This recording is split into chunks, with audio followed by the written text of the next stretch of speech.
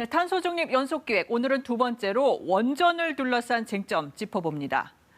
체르노빌 또 일본 후쿠시마 원전 사고가 큰 충격을 남겼고 이 원전은 위험하다는 인식이 크죠. 그런데 최근에 이 세계 여러 나라가 탄소 중립에 열을 올리면서 원전이 전혀 다른 이미지, 이 친환경의 얼굴로 등장합니다. 이 원전의 탄소 배출량이 석탄의 1.4%밖에 안 되고 또 태양광보다도 적다는 겁니다. 특히 유럽에서는 풍력 발전량이 크게 줄어서 전기료가 서너 배씩 뛰자 이런 논리가 급부상하고 있습니다.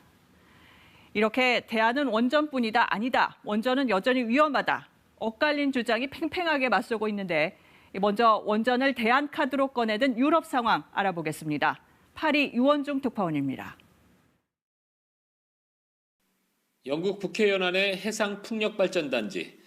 이상기후로 지난해 북유럽의 바람이 예년보다 약해 전력 생산이 15%가량 줄었습니다. 풍력 발전량 감소는 화석에너지 의존도를 다시 높였습니다. 러시아와의 불화 속에 지난해 유럽의 천연가스 가격과 전력거래소의 전기 도매 가격이 한때 사상 최고 수준으로 올랐습니다.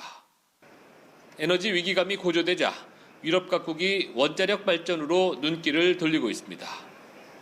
취임 초 원전 비중을 낮추겠다고 선언했던 프랑스 마크롱 대통령은 최근 6기의 신규 원전 건설을 재개하겠다고 발표했습니다. Mais si nous voulons payer notre énergie à des tarifs raisonnables et ne pas dépendre de l'étranger et d'investir dans la production d'énergie décarbonée. 기후변화 대응이 필요한 상황에서 탄소 배출이 적은 원전의 이점이 부각되고 있습니다. 최근 유럽연합 집행위원회는 원자력 발전에 대한 투자를 환경과 기후에 친화적인 녹색 사업으로 분류하기 위한 규정 초안을 만들었습니다. 미국에 이어 유럽연합이 원자력을 청정에너지로 규정하기 위한 절차에 들어간 겁니다.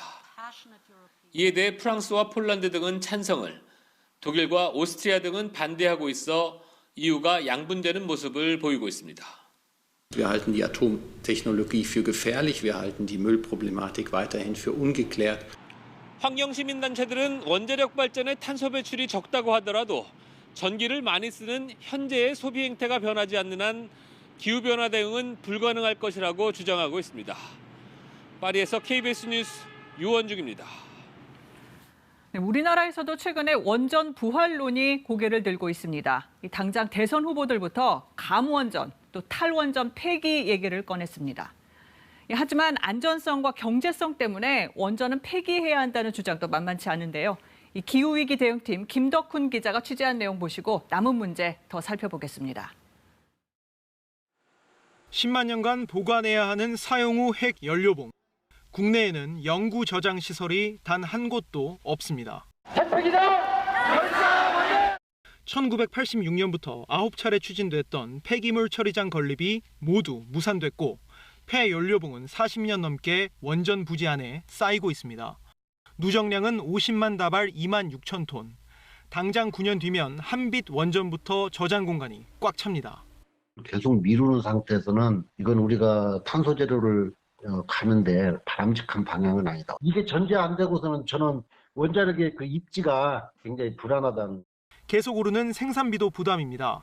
국내에서 이미 가동 중인 원전의 정산 단가는 지난 10년 사이 50% 올랐습니다. 2013년 원전 부품 비리 이후 부품 교체로 1년 만에 40%가 폭등했고 이후에도 높은 가격을 이어가고 있습니다. 신규 원전 발전 비용은 이미 재생에너지를 넘어섰습니다. 미국과 유럽의 경우 새로 발전소를 짓는 데 드는 비용이 재생에너지보다 최대 10배 비쌉니다. 전력의 70%를 원전에 의존하는 프랑스는 3세대 원자로 건설비에 폐연료봉 처리 비용까지 더해져 발전 비용만 미국의 2배가 넘습니다. 투자 리스크가 크기 때문에 그 자본 조달 비용도 높고요. 그리고 한때는 재생에너지보다 쌌지만 이제는 더 비싸졌기 때문에 자연적으로 좀 도태가 되고 있는 상황입니다. 원전 반대 측에서는 탄소 배출량이 석탄의 60% 수준인 LNG를 차선책으로 제시하고 있습니다. KBS 뉴스 김덕훈입니다. 네, 김 기자, 일단 앞에 보도를 보면 원전이 비싸다고 했는데 이 원전을 찬성하는 쪽에서는 경제성이 좋다 이렇게 얘기하거든요. 어떤 게 맞는 겁니까? 네, 일단 표 하나를 먼저 한번 보겠습니다. 네. 지금 당장 발전 시설을 짓는다고 할 때 뭐가 제일 비싸냐 이걸 비교한 표인데 재생에너지와 비교해서 국가를 가릴 것 없이 원전이 가장 비쌉니다. 이거는 그러네요. 현재나 미래의 투자 관점에서 본 거고요. 다만 이미 지어진 원전이라면 얘기가 좀 달라질 수가 있습니다. 네. 특히나 이제 국내 원전 같은 경우에는 30년 동안 이제 가동을 계속하면서 건설비 등을 상당 부분 회수한 상태이기 때문에 국내적으로 가격 경쟁력이 있다 이렇게 볼 수가 있습니다. 네.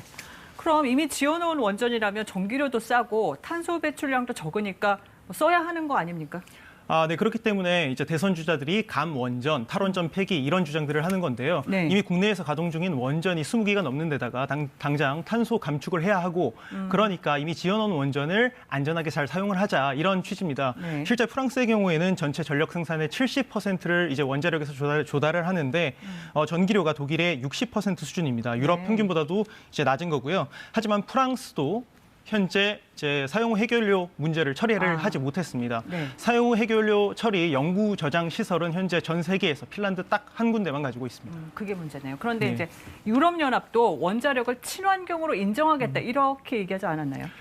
네, 일단 각국에 초안을 배포해서 그렇게 통보를 한 상태인데요. 유럽연합의 이런 결정, 이제 원전의 사고 가능성보다는 당장 이행 가능한 탄소 감축에 무게를 실어준 겁니다. 하지만 여기에도 당연히 조건이 붙습니다. 아까 말씀드렸던 것처럼 핵 폐기물 저장 시설을 반드시 갖춰라. 그러지 않으면 친환경으로 인정하지 않겠다. 이렇게 얘기한 겁니다.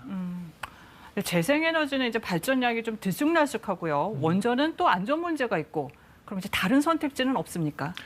그래서 원자력학회가 얘기를 하는 게 소형 원전, 이른바 SMR인데요. 이 SMR은 설사 가동 중에 전력이 끊기더라도 자체적으로 이제 폐연료봉을 안전하게 보관할 수 있다. 이게 원자력학회의 이야기고. 소형 원전이요? 예, 소형 원전이 그렇고 다만 상용화된 기술은 아닙니다.